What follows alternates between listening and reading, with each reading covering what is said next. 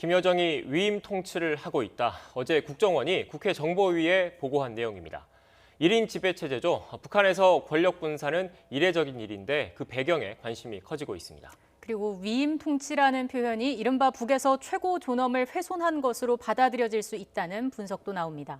과연 북한 내부에서 어떤 일이 벌어지고 있을까요? 전문가 의견 들어보겠습니다. 홍현익 세종연구소 수석연구위원 나오셨습니다. 어서 오십시오. 네, 안녕하십니까. 안녕하세요. 박사님, 그 위임 통치라는 말, 특히 국가정보원이 얘기한 거 처음 있는 일인 거죠? 그렇죠. 북한은 1인 하에 절대 권력이 집중돼 있는데 누구한테 권력을 위임했다고 하는 것은 권력의 누수 현상이 발생했다는 것을 연상시키기 때문에 우리가 좀 국민들이 편의상 듣기 좀 관심을 끄는 상황에서 위임 통치 이런 얘기를 한 거고요. 실제로 권력을 위임했다기보다 그 권력을 행사하는 또 운영하고 통제하는 방식을 좀 바꿨다. 네. 그러나 중요한 것은 국정을 결정하고 인사를 하고 모든 것을 최고 통제하는 건 여전히 김정은의 손에 있기 때문에 통치 방식을 좀 바꿨다는 것이지 권력이 좀 약화됐다거나 아니면 우리가 흔히 연상할 수 있듯이 김정은의 뭐 건강이 이상해가지고 언제든지 물러날 수도 있다 이런 걸 연상하는 건 전혀 아니라는 거죠. 네네. 그러니까 어떻게 보면 김정은이 9년 동안 통치를 한 결과 자기 나름대로 더 효율적으로 통제하기 위해서 어떻게 보면 이기적으로 더 통제하기 쉽게 방식을 바꿨다 이렇게 보시면 될 것 같습니다. 지금 이 시점에 위임 통치라는 표현을 사용한 것, 뭐 너무 나간 거 아니냐 이런 비판도 네. 있던데 어떻게 보세요? 그건 이제 6월달에 개성의 그 공동연락사무소 네. 폭파하고 그랬을 때 김여정의 발언을 보면 국무위원장 동지의 위임에 따라 뭐 이런 얘기들이 있었잖아요. 그리고 김정은이 한동안 나타나지도 않고 그러다가 뭐 건강 이상설도 생기고 네. 그런 상황에서 김여정이 전면에 나서서 김정은보다 더 많이 돌아다니고 또 중요한 결정 같은 거를 막 발표를 하니까 그렇죠. 그럼 김정은의 권력에 뭐 문제가 생긴 건 아닌가 국민들이 이렇게 관심을 가질 수 있기 때문에 그걸 오히려 더 명확히 해주기 위해서 국정원에서 상황을 정리했다 이렇게 보시면 될 것 같아요. 그러니까 김정은이 너무나 1인 자기 밑에 모든 권력이 다 집중돼 있기 때문에 얼마나 피곤하겠습니까? 나라를 혼자서 다스리고 현장 지도까지 다 하고 정책 결정은 물론이고 인사 그리고 불충하는 사람 또 통제까지 해야 되고 숙청도 해야 되고 그러니까 밤잠도 못 자겠죠. 그런 상황에서 김정은이 내가 결정하고 권력은 장악하고 있지만 내가 결정한 것을 이행하고 집행하고 하는 것을 조금씩 맡겨서 네. 그리고 그 사람한테 그 분야에서 문제가 생기면 책임을 물어서 더 편하게 통치하겠다 이렇게 보시면 될 것 같아요. 그러니까 우리가 연상하는 김정은의 권력이 약화됐다 전혀 근거 없는 그런 추측이고요. 김정은의 권력은 오히려 더 합리적으로 됐고 김정은이 더 건강해질 가능성이 있기 때문에 왜냐하면 업무 부담에서 좀 약간 자기의 여유를 가질 수 있기 때문에 오히려 건강을 챙길 수 있는 여유를 가질 것이다. 저는 그러니까 김정은이니까 보통 지도자가 아닌 듯한 생각이 들어요. 만만하게 보면 안 될 것 같습니다. 네, 말씀하신 거 들어보면 국정원의 어제 위임 통치라는 보고 이 내용을 너무 확대 해석할 필요는 없다 이런 그 말씀이신 것 같은데 그런데 지금 국정원장 박지원 국정원장이지 않습니까? 네. 이 어떻게 보면 북한이라는 체제 특성상 그 최고 존엄, 그러니까 북한식 표현의 최고 존엄 그리고 북한 권력 체계에 대해서 그 언급하는 것은 민감하게 받아들인 측면이 있거든요. 그런데 네. 박지원 국정원장 체제에서 왜 이런 보고를 했을까요? 실무자의 실수일까요? 아니면 뭔가 의도가 있을까요? 전혀 실수라고 생각하지 않고요. 네. 이거는 북한을 이해하는데 굉장히 정책 결정 과정이 얼마나 중요합니까? 우리 대한민국도 민주주의 국가로서 3권이 분립돼 있고 행정권과 국가 통솔권 이건 대통령이 가지고 계시고 네. 대통령 권한도 비서실이 있고 총리, 내각이 있고 그리고 장관들이 다 하고 그런 것처럼 김정은도 이렇게 자기의 국가 운영 체계를 조금 바꾼 것인데 그런데 어떻게 보면은 굉장히 시스템으로 통치하겠다라고 하는 의지가 보이고요.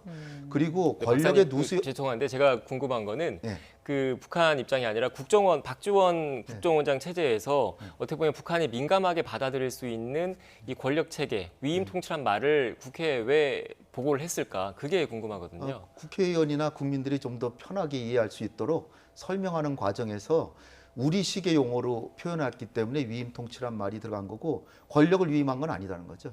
역할을 주고 책임을 줘서 그 대신에 이를테면 김여정 같으면은 외교나 대남 관계 이걸 맡겼지만 만약 그 부분에서 문제가 생기면 책임을 물을 거기 때문에 네. 김정은으로서는 자기 부담을 덜고 훨씬 더 통치하기에 수월한 방법을 찾은 거죠. 그게 어떻게 보면 민주국가나 미국이나 한국 같은 민주국가의 체제의 장점을 조금 갖다가 쓰는 것이고 제일 중요한 부분은 뭐냐면은 그럼 권력을 나눠주면 권력이 약화되리라고 생각하잖아요. 전혀 약화된 게 없고요. 이를테면 군이라 그러면 군에 대해서는 총정치국이 사상과 충성도를 항상 체크하고 있고 그 총정치국을 포함해 군부 전체를 군정 지도부라는 걸 작년 말에 설치해서 그걸 당에서 또다시 관리하고 있어요. 예. 거기다가 당 중앙 군사위원회가 있어서 거기서도 또 관리하고 있고 그러니까 군부의 입장에서 보면 군부에 대해서는 전혀 권력 누수 현상이 없고요. 요번에 아주 그 당 중앙위원회 전원회의에서 중요한 사항이 뭐냐면은 새로운 당의 기구를 만들었는데 그게 사회 안전성 같은 공안 통치 기관을 통제하는 조직행정부를 다시 만드는 거예요. 이게 뭐냐면 과거에 장성택이 이제 당 행정부장을 맡았는데 그 당 행정부를 다시 복원했는데 우리로 치면 경찰이나 사법부, 북한의 뭐 사법부가 독립돼 있는 게 아니잖아요. 사법부를 다 통제하고 경찰을 다 통제하는 부서를 만들어서 그러니까 그 부장을 통해서 조직행정부장을 통해서 이런 공안 기관들을 다 통제할 수 있고 그리고 경제 부분도 보면은 내각 총리한테 다 권한을 주는 게 아니라 내각 총리 위에 당의 부위원장을 해서 박봉주를 부위원장, 총리 출신이죠. 이 사람을 당 부위원장으로 시키고 그 사람 휘하에 또 총리가 있어요. 우리로 치면은 지금 총리를 관할하는 경제장이 따로 있는 거예요. 그러니까 김정은의 권력의 누수 현상은 전혀 없는 거예요. 예. 따라서 우리가 북한 전문가나 북한에 대해서 궁금해하는 우리 국민 여러분들이 좀 더 북한을 잘 이해할 수 있도록 이게 보면 김정은의 통치 체제가 민주제도의 이점을 살리면서도 모든 기관을 통제하는 식으로 그 자기 권한을 오히려 강화하고 있는 이런 모습을 우리가 보는 겁니다. 궁금한 게 통치 스트레스라는 네. 표현이 쓰였잖아요. 네. 이것도 사실 어떻게 보면 북한의 입장에서는 뭐 이런 표현이 달갑지 않게 받아들여질 수 있는 말일 텐데 이것도 우리 용어로 표현한다는 그런 내용과 같은 맥락으로 이해를 하면 되겠습니까? 사실 지금 북한의 경제 말이 아니잖아요. 제재, 국제 제재, 엄격한 제재에다가 중국과의 교육이 90%인데 그것도 반토막 이상으로 줄어들었죠. 거기다 홍수 났죠. 코로나19에 뭐 그냥 다 여기저기 그 이동도 자유롭게 못하죠. 이거 완전히 경제가 지금 굉장히 그 심각한 위기로 빠졌단 말이죠. 네. 그러면은 그 책임을 누군가 져야 될 거 아니에요. 근데 김정은이 자기의 모든 권한하에 통치를 했을 때는 결국은 김정은이 책임져야 되잖아요. 그러니까 이번에도 김재룡 내각 총리를 바꾼 것은 너 책임이야. 나는 잘했는데 너가 잘못한 거야. 그래서 내각 총리를 경질했듯이 자기가 전권을 휘두르면 책임도 져야 되기 때문에 권한을 조금 나눠주는 모습을 보이는 거다, 그죠? 그리고 더 좋은 예가 6월 달에 김여정이 나타나가지고서는 연락사무소 폭파시켰잖아요. 예. 그때 우리 국민들 김여정에 대해서 어떻게 보면 요즘 뭐 그냥 그럭저럭 그 북한 지도자 치고는 똑똑하고 뭐 그렇게 보인다 이렇게 생각을 했었는데 와 저렇게 정말 심한 얘기를 하고 비속한 얘기까지 막 하고 그렇게 했는데 만약 그걸 김정은이 했다고 생각해 보세요. 그럼 김정은이 그 최고 지도자 소위 북한에서는 신성한 존재인데 거기서 어떻게 비속한 얘기를 하겠습니까? 그러니까 자기 여동생을 시켜서 해놓고 우리가 보다시피 최고도로 남북관계 긴장을 고조시킨 다음에 자기가 찬란하게 나타나서 그거 지금 좀 너무 과도하게 나갔으니까 일단은 그 조치는 좀 보류하자. 마치 평화의 사도처럼 나타나서 그랬잖아요. 그러니까 얼마나 김정은으로서는 자기 이미지 관리를 하고 또 나름대로 자기가 그런 행동을 했을 때는 우리 정부의 대북 정책을 바꿔라. 트럼프한테도 대북 정책을 바꿔서 좀 양보적으로 나오라라는 메시지를 주는데 김정은이 직접 주는 것보다 훨씬 더 김정은으로서는 자기 소기의 목적은 달성하고 자기 이미지는 지켰죠. 그러니까 거기서 이제 맛을 들여가지고 야 이렇게 조금 나눠서 정책을 시연하고 책임을 물으니까 굉장히 내가 편하구나. 네. 이걸 느껴서 이제 이렇게 바꾼 거죠. 네, 박사님 그런데 지금 김여정 얘기를 좀 더 해보면 지금 김여정 제가 들어오기 전에도 통일부 임명 데이터베이스를 보고 왔는데 네. 그 김여정이 갖고 있는 직책은 조선노동당 제1부부장 정도까지밖에 안 나와 네. 있어요. 저희 그 우리나라 정부가 우리 정부가 확인한 게 그 조선노동당 제1부부장인데 어떻게 보면 통전부나 군 관련된 직책은 아직 파악이 안 되고 있는 거지 네. 않습니까? 그런데 이렇게 어떻게 보면 최근의 행보를 보면 사실상의 2인자로서 그리고 군과 기타 다른 대남 기관이 지시를 따르는 모양새잖아요. 네. 확고한 2인자 자리는 굳혔다. 후계자까지는 아니더라도 어떻게 보면 확고한 2인자 자리, 입지는 공고히 했다. 이 정도는 봐도 되겠죠. 한마디로 말씀드리면 김정은이 유고 상태로 가면 김여정을 내세워서 통치할 건 분명합니다. 그렇다고 해서 지금 2인자라고 하기에는 모든 권한은 김정은이 다 갖고 있고 김여정을 내세워서 말만 하고 집행하는데 그 당 중앙에 위임을 받아서 한다 이렇게 해서 마치 2인자처럼 보이는데 그 이유는 다름이 아니라 김정은의 애가 있는데 둘인지 셋이란 얘기도 있고 국정원에서도 100% 파악하고 있지는 못한 것 같아요. 나이도 아직 네. 어리다고 그러더라고요. 나이는 근데 중요한 것은 아무리 많아야 10살 안 됐다. 네. 그 10살이 통치할 수는 없잖아요. 아무리 백두혈통이라고 하더라도. 따라서 지금 김정은이 자기 아버지나 할아버지처럼 심장병 그런 걸로 쓰러지면 어떻게 북한은 어디로 갈 겁니까? 그렇다고 그러니까 아들한테 준다 그래도 이게 뭐 2조 그 조선 왕조도 아니고 그렇기 때문에 그럴 경우에 백두혈통의 대표로서 김정은의 형인 김정철이 지금 나서기는 어려우니 예. 김여정이 전면에 나서서 수렴 통치 같은 걸 하면서 실제로는 김정은의 아들이 있다면 그 아들에게 정권을 주기 위해서 몇 년 정도의 과도기를 맡기려고 하는데 네. 그거를 요번에 테스트해 본 거죠. 그러니까 김여정이 얘기하기를 저 당 중앙이나 무슨 당 국무위원장의 위임을 받아서 이렇게 지시했다라고 하고 그리고 통전부 같은 데서도 김여정 동지의 지시에 따라서 이렇게 움직였다라고 하니까 이 김여정은 사실 그 군의 과거 같으면 김경희 같은 경우는 장성 별도 달아주고 했거든요. 근데 김여정은 전혀 군의 계급은 없어요. 예. 그럼에도 불구하고 김여정의 말에 따라서 군과 당의 기관들이 움직였다고 하는 거는 내가 만약에 문제가 생겨도 김여정이 수렴청정하기 충분하다. 요거를 확인하려는 것이지 권력을 나눠준 건 아니라는 거죠. 네. 예. 박사님 말씀 들어보면 좀 정리를 해보면 결국 그 국정원의 어제 위임 통치라는 말을 지나치게 확대 해석할 필요는 없고 그럼요. 네. 김정은의 1인 지배 체제는 확고하다, 공고한 것으로 파악된다 이렇게 말씀을 하셨습니다. 지금 북한 같은 경우에 보통 우리 당국이나 우리 언론이 민감한 내용을 건드리면 거기에 대해서 대외 매체 등을 통해서 반박 성명, 비판 성명을 냈잖아요. 그게 또 남북 관계에 악화되는 그런 영향도 있었는데 국정원의 어제 보고와 관련해서 북한 입장에서는 민감하게 받아들일 수 있는 사안입니다. 아직 하루밖에 안 지났지만 북한에서 비판이라든지 앞으로 남북 관계에 어떻게 보면 어떤 그 영향을 미칠 가능성은 없겠습니까?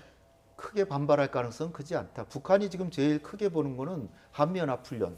이게 굉장히 축소해가지고 그 미국에서 증원군도 별로 안 오고 그런 상황에서 우리가 굉장히 그 보도 같은 것도 적극적으로 하지 않고 네. 그런 모습을 일단 관찰하는 거고 또 하나는 지난번에 대통령께서 이제 그 인사 이동을 대대적으로 했잖아요. 그러니까 대한민국의 외교 안보 분야 국정원장, 그다음에 청와대 안보실장, 통일부 장관 다 세 사람으로 바꿨잖아요. 예. 근데 그 세 분이 다 어떻게 보면 남북 관계를 위해서는 한미 관계와 못지않게 남북 관계가 중요하고 그리고 우리 민족으로서 북한과의 협력 관계를 복원하는 것은 대통령이 경축사나 이런 데서 표현하신 것처럼 이건 우리의 지금 시대적 소명이다. 남북 관계를 회복하는 건 그거를 수행하기 위해서 가장 중요한 그 자리에 대북 협력을 주도하시는 분들이 다 가서 포진하고 있고 예. 이인영 장관 같은 경우에는 어떤 일이 있어도 인도주의적 지원은 정치나 군사 문제와 결부시키지 않고 반드시 하겠다. 그리고 실질적으로 NGO를 통하든 이를테면 경기도 같은 데서도 이 북한의 그 코로나 물자 같은 걸 지금 전달하고 있는데 사실은 김정은이 어떠한 대외 물자도 받지 말라라고 했지만 네. 단둥에다 물건을 갖다 놓으면 슬그머니 가져가고 합니다.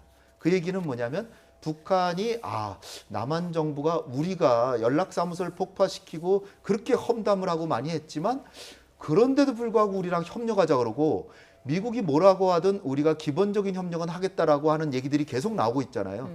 그 얘기는 북한이 우리에게 너무 심한 얘기도 하고 또 그 연락사무소 폭파까지 시켰으니까 갑자기 대화하자고 나오지기는 좀 어렵겠지만 네. 우리의 대북 정책의 변화를 긍정적으로 보고 있을 가능성이 전 크다라고 보기 때문에 좀 시간 문제이지 결국은 이런 기조가 계속 가면 미국 대선과 연관해서 그 전후에서는 남북 관계도 풀릴 가능성이 있다. 저는 그렇게 봅니다. 그 내년 1월에 8차 노동당 대회를 열고 새로운 국가경제발전 5개년 계획을 제시하겠다. 네. 이렇게 밝혔습니다. 7차 당대회 이후 5년 만인 건데 네. 이 역시 미국의 대선을 좀 고려한 시기라고 볼 수 있을까요? 그렇죠. 김정은은 모든 거를 이제 정상화시키는데 북한의 입장에서의 정상은 당이 국가를 통제하는 거예요. 예. 그래서 김정일 시대에는 선군 정치라 그래서 군을 중시했는데 김정은은 당을 중시해가지고 조금 아까 말씀드렸던 군정 지도부. 네. 그래서 당이 군을 확실히 하고 그 다음에 이번에 5년이 지났는데 금년에 사실 그 10월 10일이 그 당창건 75주년 기념이에요. 그때 이제 평가를 해서 좀 자랑도 하려고 그랬는데 자랑은커녕 1997년 고난의 행군 때 마이너스 6.5% 성장을 했는데 올해 마이너스 8.5% 성장할 거래요.